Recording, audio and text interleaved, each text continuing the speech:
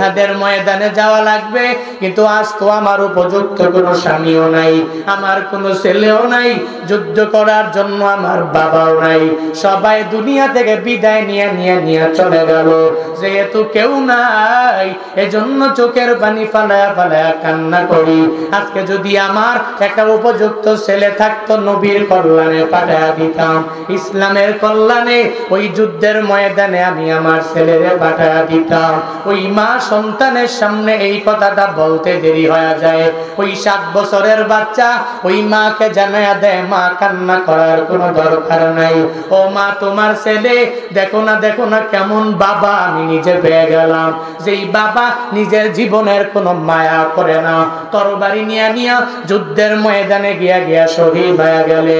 ও মা তুমি জানো না, আমরাও তো আমার নবীর বড় প্রেমী, আমি ছোট হতে পারি গো মা, তবে আমি আজকে যুদ্ধের ময়দানে যাব। যুদ্ধের ময়দানে যাইয়া আমার তাজা রক্তগুলো জমিনের মধ্যে বিলীন করে দিব, আমি গাজী হয়ে ফিরব না। তোমার ছোট বাচ্চাটা ওই যুদ্ধের ময়দানে নবীর সফর সঙ্গী হয়ে যাবে। আমার বাবা যেরকম তোমার এক বিধবা নারী বানাইয়া শহীদ স্বামীর স্ত্রী বানাইয়া দিয়েছে গো মা, আমিও ঠিক একই রকম ভাবে তোমার এক শহীদি মা হিসাবে দুনিয়া কবুল করে নিব। অনেক বড় সাহাবী, হ্যাঁ ছোট্ট কত ছোট্ট, 7 বছরের বাচ্চা। রাবিরা বলেন এত অল্প বয়সী। ও জানায়া দে মা আমার বাবা যেরকম তোমাকে শহীদ স্বামীর স্ত্রী বানায়া দিল, আমি ছেলে হইয়া ঠিক একই রকম ভাবে আমি তোমাকে বানায়া দিব এক শহীদ সন্তানের মা, এক শহীদ ছেলের মা বানায়া দিব। চলো নবীর দরবারে হাজির হয়ে যাই। ওই মায়ের কোলে লইয়া মা সন্তানটারে নিয়ে মসজিদে নববীতে দৌড় দিলেন, রওনা হয়ে গেলেন। ওই জায়গায় যাওয়ার পরে নবী ফজরের নামাজ শেষ করে এরপরে রহমাতুল লিল আলামিন কাতার বন্দী হয়ে গেল। সাহাবায়ে কেরামরা যারা যুদ্ধের ময়দানে যাবে, ওই মহিলাটাও যাইয়া সাহাবী পুরুষদের কাতারের মধ্যে দাঁড়ায়া যায়। ওই সাহাবীরা জিগায়, এ মহিলা তুমি কেন দাঁড়াইছো, কই যাবা? কোন মহিলাকে যুদ্ধের ময়দানে নেওয়া হবে না, তুমি কেন আমাদের সিরিয়ালে দাঁড়ায়া গেলা? ওই মহিলা বলে, শুনে নাও, আজকে যুদ্ধের ময়দানে আমি মহিলা হইয়া যাইতে রাজি না। আমার কোলের যে ছোট বাচ্চা, এই বাচ্চাটাকে নিয়ে আমি চলে এসেছি। এই ছোট বাচ্চাই জিহাদের ময়দানে যাবে, আমি মা কশিনকালেও জিহাদের ময়দানে যাব না।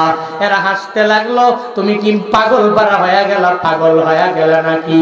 এত ছোট একটা বাচ্চা ও যুদ্ধের ময়দানে জিহাদ করার জন্য যাবে, আর আমরা এত বড় সাহাবী হওয়ার পরেও আমাদের হাতে তরবারির অভাব নাই, আমাদের হাতে তীরেরও অভাব নাই, আমরাও তো সুন্দর করে ঘোড়ার উপরে উঠতে পারি, আমরা হস্তি বাহিনীর মতো ওই হাতির মধ্যে আমরা উঠে যুদ্ধ করতে পারি, আমরা আমাদের মালগুলো বুঝাই করে নিয়ে যুদ্ধের ময়দানে যাইতে পারি।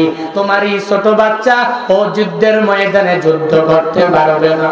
ও মহিলা যাও, তোমার এই সন্তান নিয়ে তুমি চলে যাও। ওই মহিলা বলে, এ সাহাবায়ে কেরাম, না, ওই যুদ্ধের ময়দানে আমি আমার ছেলেকে দেওয়ার জন্য এসেছি, ওই যুদ্ধের ময়দানে আমার ছেলে যাবে, তোমরা আমারে বারণ করো না, তোমাদের বারণ আমি মানতেও পারি না, আমাকে নিষেধ করবা না, আমি আমার ছেলেকে যুদ্ধের ময়দানে পাঠাবো। একটু জোরে যখন মহিলাটা চিৎকার দিয়া দিলেন, মদিনাওয়ালা নবীর কানে যায় বাড়ি হয়ে গেল। নবী আমার বলে, কে সেই মহিলা, আমার সামনে আসতে দাও। ওই মহিলা ছোট্ট ছেলেটারে নিয়ে নবীর দরবারে চলে গেলেন। নবী বলে, তুমি কি চাও? বলে, ও নবী আমার স্বামী আপনার প্রেমের সাগরে ডুব দিয়া তরবারি হাতের মধ্যে লইয়া নিজের তাজা রক্তগুলো জমিনের মধ্যে বিলীন করে দিয়া দিলেন। ও নবী আমার ছোট্ট সন্তানটারে নিয়ে আসলাম, ও যুদ্ধের ময়দানে আপনার প্রেমের সাগরে ডুব দিয়া যাইতে চায়, একটু আপনি নিয়ে যাবেন, ও যুদ্ধের ময়দানে চলে যাবে, যাওয়ার পরে ওই জায়গায় সে আপনাদের সামনে যুদ্ধ করবে। নবী আমার বলে, ও মহিলা পারবে না, এত ছোট্ট সাহাবী, ও তো যুদ্ধের ময়দানে যেতে পারবে না, ও তরবারিও ধরতে পারবে না, এত ছোট, তরবারিটা তার চাইতে আরো অনেক পরিমাণ বড়।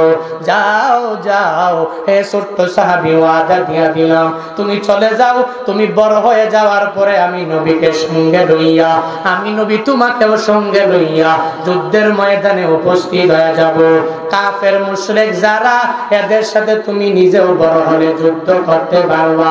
এটা বলে বলে ওই মহিলাকে যখন বিদায় দেওয়ার জন্য নবী বলে, ওই মহিলা বলে, ও নবী আমার, না না, আমার ছোট্ট ছেলে যুদ্ধ করতে পারবে না, আমি জানি জানি জানি জানি, ভালো করেই জানি, ও তরবারিও ধরতে পারবে না, ও ঘোড়ার উপরে উঠতে পারবে না, ও যুদ্ধের ময়দানে আমি জানি ও যুদ্ধ করতে পারবে না গো নবী।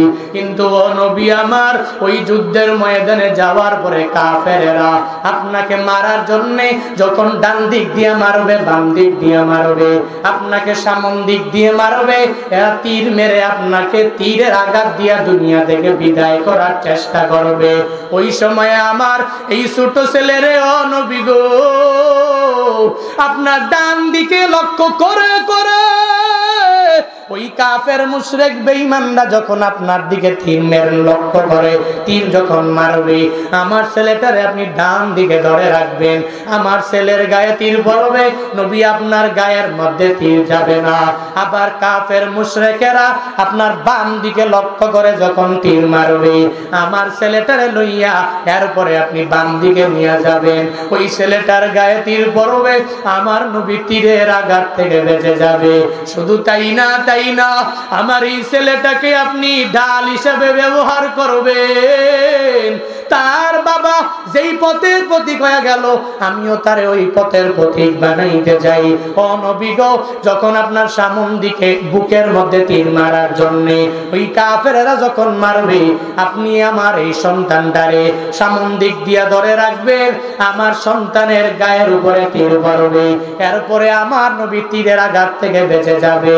আমার সন্তানের পুরো বডিটা, আমার সন্তানের পুরো শরীর তীরের আঘাতে ঝাঁঝরা হয়ে যাবে, এরপরেও আমার নবী দুনিয়াতে বেঁচে থাকবে, আমার নবী সুন্দরভাবে থাকবে, সালামতে থাকবে। আমার সন্তান আমার নবীর কারণে বিদায় হয়ে যাবে, কাল হাসরের ময়দানে আমি বলতে পারবো, আল্লাহ, আমি দুনিয়াতে এক শহীদ স্বামীর স্ত্রী দুনিয়াতে ছিলাম, এরপরে আমার ছেলের মায়া করে করে ছেলেটাকে আমি বুকের মধ্যে রাখি নাই, ওই নবীকে বাঁচাইবার জন্য আমি আমার ছেলেকে জিহাদের ময়দানে পাঠাইয়া দিয়েছি। ও আল্লাহ গো, আমাকে কি এই উসিলায় মাফ করে জান্নাতের মধ্যে দেওয়া যায় না? ওই দিন আমি আল্লাহর কাছে বললে আল্লাহ আমাকে মায়া করে এই উসিলায় হয়তো জান্নাতে দিতে পারে। সুবহানাল্লাহ, আর জোরে বলি সুবহানাল্লাহ। মহিলার এত কথা শোনার পরে নবী বলল, অসুবিধা নাই, এরপরেও তুমি চলে যাও, ছোট্ট এই সাহাবীর পুরা জীবনের দাম আমি নবীর কাছে আছে, ও যখন বড় হয়ে যাবে এরপরে চলে আসবে, ওই ছোট্ট সাহাবী আমার কাছে আসার পরে এরপরে বড় হলে যুদ্ধে নিয়ে যাব। নবী মানতে রাজি না, মহিলাটা যত নবীরে বলে, নবী যখন মানতে রাজি হয় না, ছোট্ট বাচ্চাটাকে নিয়ে নিয়ে রওনা হয়ে গেলে, যাওয়ার পথে বাড়িতেও যাইয়া পৌঁছতে পারে নাই, পথিমধ্যে যাওয়ার পরে ছোট্ট বাচ্চাটা ওই মায়ের দিকে লক্ষ্য করে মাকে জানায়া দেয়, ও মা, বাড়িতে নিও না, আমাকে বিদায় দাও, বিদায় দাও, বিদায় দাও, ওই যে বিছানার মধ্যে আমি তোমার কাছে প্রতিশ্রুতিবদ্ধ হয়ে গেলাম, আমি তোমার কাছে ওয়াদাবদ্ধ হয়ে গেলাম, ও মা, আমি এই জায়গায় তোমার কোলে থাকতে রাজি না, আমি চলে যাব, যুদ্ধের ময়দানে গিয়া আমার জিহাদ করা লাগবে, ও মা বিদায় দাও, যাও। আমার নবী যেই পথের প্রতীক হয়ে গেল, আমিও সেই পথের প্রতীক হয়ে যাব। সাহাবায়ে কেরামরা, আমার বাবার বন্ধুরা যদি যাইতে পারে, আমি কেন যাইতে পারবো না? ওই মায়ের কুল থেকে লাফ দিয়ে নবীর দরবারে দৌড়ায়, নিজের তাজা রক্তগুলো জমিনের মধ্যে বিলীন করে দেওয়ার জন্য দৌড়ে যায়। আর নবীর সামনে যাওয়ার পরে নবী বলে, ছোট্ট সাহাবী, আবার তুমি কেন আসলা? তোমাকে বিদায় দিয়ে দিলাম, কেন আসলা? বলে, নবী গো, আমি এসেছি কেন আমায় যুদ্ধের ময়দানে নিবেন না? আমি যুদ্ধের ময়দানে যাব, আর ওখানে যায় আমি জিহাদ করব। নবী আমার বলে, হবে না, আমি তোমার কাছে ওয়াদাবদ্ধ হয়ে গেলাম। ও ছোট্ট সাহাবী, যাও যাও, তুমি যেদিন বড় হয়ে যাবা, আমি তোমাকে সঙ্গে করে নিয়ে নিয়ে জিহাদের ময়দানে যাব। ও তখন আমার নবীরে মেসাল দেয়, আমার নবীরে জানায়া দেয়, ও নবী আমার, আপনি যে বলেন আমি অনেক পরিমাণ ছোট, তাহলে আপনি আমার উদাহরণ শুনবেন। নবীকে উদাহরণ দেয়, আমি আমার মা যখন রান্না করে, মায়ের পাশে আমি সুন্দর করে মায়ের সাথে বসে থাকি, আমি তাকায়া দেখি ওই চুলার মধ্যে আমার মা সাথে সাথে বড় বড় লাকড়ি গুলো দেয় না, আগে ছোট লাকড়ি দেয়, এগুলা দিয়ে এরপরে আগুন জ্বালায়, এরপরে আগুনের মাত্রাটা অনেক পরিমাণ বেড়ে যায়। ওই চুলার মধ্যে ছোট লাকড়ি দিয়ে আগে আগুন জ্বালায়, বড় বড় লাকড়ি দিয়ে আগে কোনো কাজ হয় না, কাজ হয় না। আমি ওই জায়গা থেকে পরিপূর্ণ শিখতে পেরেছি গো নবী আমার। ওই যুদ্ধের ময়দানে আমাকে যখন আপনি নিয়ে যাবেন, আমি যাওয়ার পরে আপনার সাহাবায়ে কেরামরা, যারা বড় বড় মুজাহিদ, যারা যারা যুদ্ধের ময়দানে জিহাদ করে নিজের তাজা রক্তগুলো বিলীন করে দিতে চায় যারা, ও নবী গো, এরা যুদ্ধের ময়দানে আগে যুদ্ধ শুরু করবে না, করবে না। আমি ওই যুদ্ধের ময়দানে সবার সামনে দাঁড়ায়া থাকবো। ওই জায়গায় আমি দাঁড়াইয়া ওই কাফের মুশরিক বেঈমানের বিরুদ্ধে প্রথম তীরটা যখন আমি এদের দিকে ছুঁড়ে মারবো, মারার পরে এরা বড় পাগল পারা হইয়া এরা টেনশনে পড়ে যাবে, এত ছোট বাচ্চা, সেই ছোট বাচ্চা হওয়ার পরেও তীর মেরে দিল। ওই যুদ্ধের ময়দানে আমি যখন তীর মারবো, আমার বুকের মধ্যে লক্ষ্য করে করে প্রথম তীরটা যখন এরা মারবে, ও নবী, সাহাবায়ে কেরামরা বেঁচে যাবে। নবী আপনি বেঁচে যাবেন, আমি ছোট্ট সাহাবীর মাধ্যমে ওই যুদ্ধের ময়দানে যুদ্ধের দামামা আমি ছোট্ট সাহাবীর মাধ্যমেই বাঁচবে। ফিল জান্নাহ ওয়া ফারিকুন ফিস সাঈর, একটা পথ হয়ে যাবে জান্নাতে, আরেকটা পথ হয়ে যাবে জাহান্নামে। যেই পথের পথিক হও না কেন, আল্লাহ পাক তোমারে ওই পরিমাণ ক্ষমতা দিয়া দিলেন, ওই পরিমাণ পাওয়ার তোমারে আমারে আল্লাহ দিয়া দিলেন। আল্লাহ বলেন, হে গোলামেরা, আমি আল্লাহকে তুই ইতাআত করে না, আমি আল্লাহকে তুই তো কোনোভাবে দেখতে পারবা না, তো আমার গাইডলাইন হিসাবে আমার কালাম, আমার কথা, এই কোরআনটা আমি আল্লাহ তোমাদের মাঝে দিয়া দিলাম, নবীর মাধ্যমে তোমাদের কাছে নিউজগুলো পাঠাইয়া দিলাম। দীর্ঘ 23 বছর লাগাইয়া আল্লাহ কোরআনটা নবীর উপরে নাজিল করলেন, অনর্থক বানায় নাই। আল্লাহ পাক এমনিতে এমনিতেই কোরআনটাকে নাজিল করে নাই। লাইলাতুল কদরের রাতে আল্লাহ পাক এই কোরআনটাকে প্রথম আসমানে নাজিল করলেন। এই কোরআন ছিল লাউহে মাহফুজের ভিতরে। আল্লাহ পাক কত মায়া করে করে এই কোরআনটাকে একসাথে প্রথম আসমানের মধ্যে নাজিল করলেন।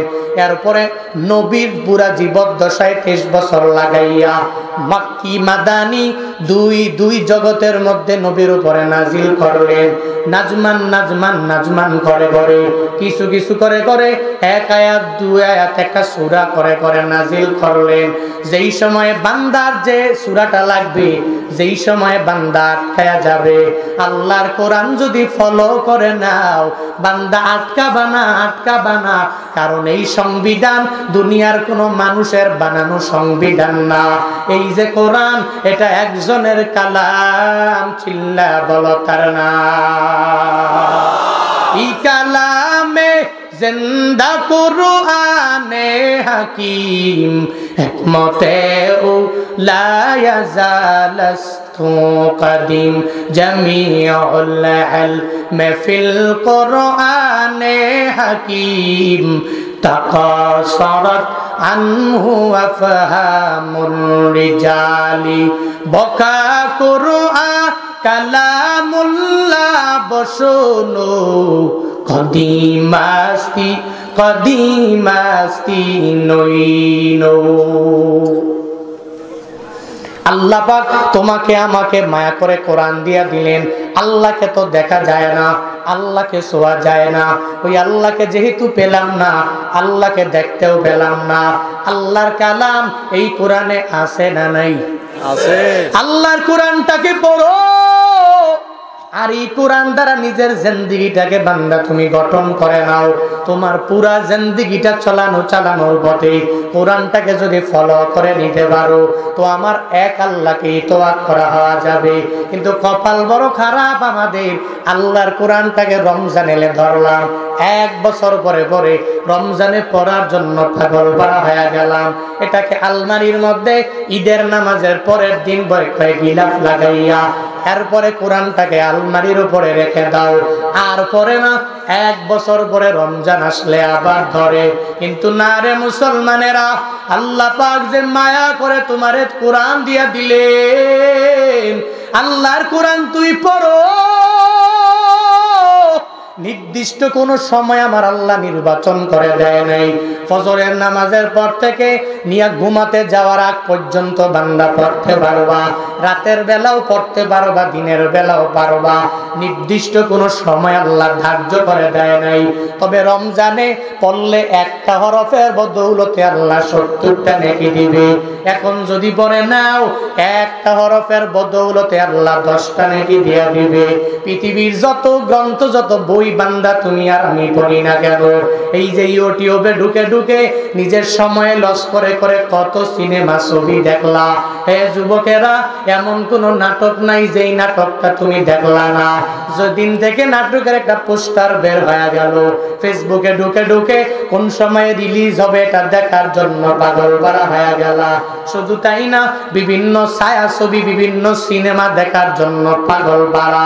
যখনই আসবে শুনেছো তুমি, তখনই দেখার জন্য পাগল পারা হয়ে গেল। রিলিজ হইতে দেরি, 1 নাম্বার ভিউটা তুমি দেখতেও পাগল পারা হয়ে গেল। একটা বাচ্চা, সে সাহাবী, আমার নবীর হাতে কালিমা পড়নেওয়ালা মুসলমান। এই ছোট্ট বাচ্চাটা ওই মায়ের পাশে, ওই জায়গায় মায়ের কান্না দেখে চোখের পানি ফালায়া বাচ্চাটাও কান্না করে।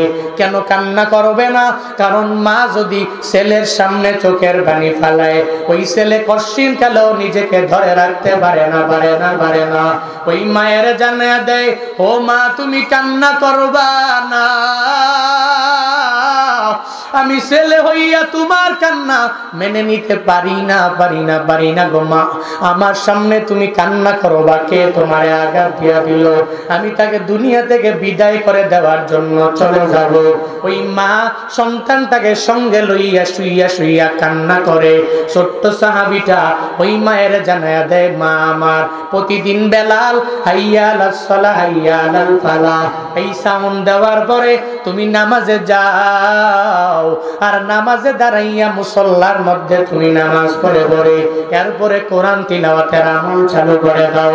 ও মা, আজকে এমন কি বেলাল সাউন্ড দিয়া দিল, যেই সাউন্ড শোনার পরে তুমি চোখের পানি ফালায়া কান্না করলা। ওই মা আবার বলে, ও ছেলে, আমি চোখের পানি ফালায়া কান্না করি কেন তোর জানা নাই? আমি কেন কান্না করি জানো? আজ থেকে কয়েক মাস আগে একদিন বেলাল যখন সাউন্ড দিয়ে দিল, হাইয়া আলাল জিহাদের সাউন্ড দিল, তোর বাবা আমার পাশেই তো শোয়া ছিল। ওই তোর বাবা হাইয়া আলাল জিহাদের সাউন্ড শোনার পরে এরপরে আর এই বিছানার মধ্যে একটু দেরি করে নাই। ওই স্বামী আমার ঘুম থেকে জেগে বলে, ও স্ত্রী তরবারিটা দাও। ওই বেলাল তো আমার নবীর অনুমতি ছাড়া জিহাদের ডাক দেয় নাই। ওই বেলাল জিহাদের ডাক দিয়া দিল, শুধু নবীর অনুমতি নিয়েই তো দিয়েছে। তরবারি দাও, এই তরবারি নিয়ে আমার যুদ্ধের ময়দানে যাওয়া লাগবে। তোর বাবা আমার সঙ্গ থেকে এই যে তরবারিটা নিয়ে রওনা হয়ে গেল, আজ পর্যন্ত ওই তোর বাবার চেহারা আমি দেখতে পারি নাই। ওই যুদ্ধের ময়দানে গিয়েছে, ওখানেই তোর বাবা দুনিয়া থেকে বিদায় নিয়ে চলে গেছে। তোর বাবা যাওয়ার সময় আমাকে বলেছে, ও বিবি আমার, ওই নবীর ডাকে যুদ্ধের ময়দানে যাই গো, ওই যুদ্ধের ময়দান থেকে ফিরবো কি ফিরবো না আমি বলতে পারি না। তবে আমার যেই ছেলেটা আছে ওই ছেলেটারে তুমি এই পথের মধ্যে পাঠায়া দিও। আমি যেই পথের প্রতি হয়ে গেলাম আমার ছেলেরাও একই পথের প্রতি হয়ে যাবে, আমি এটাই চাই। তোর বাবা চলে গেল, আমি ওই দিন তোর বাবাকে বলেছি জান্নাতের মধ্যে মোলাকাত হয়ে যাবে। আজকে ওই বেলাল আবার আগের সাউন্ডটা দিয়া দিল, জিহাদের ময়দানে যাওয়া লাগবে, কিন্তু আজ তো আমার উপযুক্ত কোনো স্বামীও নাই, আমার কোনো ছেলেও নাই, যুদ্ধ করার জন্য আমার বাবাও নাই, সবাই দুনিয়া থেকে বিদায় নিয়ে চলে গেল। যেহেতু কেউ নাই এজন্য চোখের পানি ফালায়া কান্না করি। আজকে যদি আমার একটা উপযুক্ত ছেলে থাকতো নবীর কল্যাণে পাঠায়া দিতাম, ইসলামের কল্যাণে ওই যুদ্ধের ময়দানে আমি আমার ছেলেরে পাঠায়া দিতাম। ওই মা সন্তানের সামনে এই কথাটা বলতে দেরি হয়ে যায়। ওই 7 বছরের বাচ্চা ওই মাকে জানায়া দেয়, মা কান্না করার কোনো দরকার নাই, ও মা তোমার ছেলে দেখো না কেমন বাবা আমি নিজে পেয়ে গেলাম, যেই বাবা নিজের জীবনের কোনো মায়া করে না, তরবারি নিয়া যুদ্ধের ময়দানে গিয়া শহীদ হয়ে গেলে। ও মা তুমি জানো না আমরাও তো আমার নবীর বড় প্রেমী, আমি ছোট হতে পারি গো মা, তবে আমি আজকে যুদ্ধের ময়দানে যাব। যুদ্ধের ময়দানে যাইয়া আমার তাজা রক্তগুলো জমিনের মধ্যে বিলীন করে দিব, আমি গাজী হয়ে ফিরব না। তোমার ছোট বাচ্চাটা ওই যুদ্ধের ময়দানে নবীর সফর সঙ্গী হয়ে যাবে। আমার বাবা যেরকম তোমার এক বিধবা নারী বানাইয়া শহীদ স্বামীর স্ত্রী বানাইয়া দিয়েছে গো মা, আমিও ঠিক একই রকম ভাবে তোমারে এক শহীদি মা হিসাবে দুনিয়াতে কবুল করে নিব। অনেক বড় সাহাবী, হ্যাঁ ছোট্ট কত ছোট্ট, 7 বছরের বাচ্চা। রাবিরা বলেন এত অল্প বয়সী। ও জানায়া দে মা আমার বাবা যেরকম তোমাকে শহীদ স্বামীর স্ত্রী বানায়া দিল, আমি ছেলে হইয়া ঠিক একই রকম ভাবে আমি তোমাকে বানায়া দিব এক শহীদ সন্তানের মা, এক শহীদ ছেলের মা বানায়া দিব। চলো নবীর দরবারে হাজির হয়ে যাই। ওই মায়ের কোলে লইয়া মা সন্তানটারে নিয়া মসজিদে নববীতে দৌড় দিলেন, রওনা হয়ে গেলেন। ওই জায়গায় যাওয়ার পরে নবী ফজরের নামাজ শেষ করে এরপরে রহমাতুল লিল আলামিন কাতার বন্দী হয়ে গেল। সাহাবায়ে কেরামরা যারা যুদ্ধের ময়দানে যাবে ওই মহিলাটাও যাইয়া সাহাবী পুরুষদের কাতারের মধ্যে দাঁড়ায়া যায়। ওই সাহাবীরা জিগায়, এ মহিলা তুমি কেন দাঁড়াইছো, কই যাবা? কোন মহিলাকে যুদ্ধের ময়দানে নেওয়া হবে না, তুমি কেন আমাদের সিরিয়ালে দাঁড়ায়া গেলা? ওই মহিলা বলে, শুনে নাও আজকে যুদ্ধের ময়দানে আমি মহিলা হইয়া যাইতে রাজি না। আমার কোলের যে ছোট বাচ্চা, এই বাচ্চাটাকে নিয়ে আমি চলে এসেছি। এই ছোট বাচ্চাই জিহাদের ময়দানে যাবে, আমি মা কশিনকালেও জিহাদের ময়দানে যাব না। এরা হাসতে লাগলো, তুমি কি পাগল হয়ে গেল নাকি? এত ছোট একটা বাচ্চা ও যুদ্ধের ময়দানে জিহাদ করার জন্য যাবে, আর আমরা এত বড় সাহাবী হওয়ার পরেও আমাদের হাতে তরবারির অভাব নাই, আমাদের হাতে তীরেরও অভাব নাই, আমরাও তো সুন্দর করে ঘোড়ার উপরে উঠতে পারি, আমরা হস্তি বাহিনীর মতো ওই হাতির মধ্যে আমরা উঠে যুদ্ধ করতে পারি, আমরা আমাদের মালগুলো বুঝাই করে নিয়ে যুদ্ধের ময়দানে যাইতে পারি। তোমার এই ছোট বাচ্চা ও যুদ্ধের ময়দানে যুদ্ধ করতে পারবে না। ও মহিলা যাও তোমার এই সন্তান নিয়ে তুমি চলে যাও। ওই মহিলা বলে, এ সাহাবায়ে কেরাম না, ওই যুদ্ধের ময়দানে আমি আমার ছেলেকে দেওয়ার জন্য এসেছি। ওই যুদ্ধের ময়দানে আমার ছেলে যাবে, তোমরা আমারে বারণ করো না, করো না, করো না, তোমাদের বারণ আমি মানতেও পারি না, আমাকে নিষেধ করবা না, আমি আমার ছেলেকে যুদ্ধের ময়দানে পাঠাবো। একটু জোরে যখন মহিলাটা চিৎকার দিয়া দিলেন, মদিনাওয়ালা নবীর কানে যায় বাড়ি হয়ে গেল।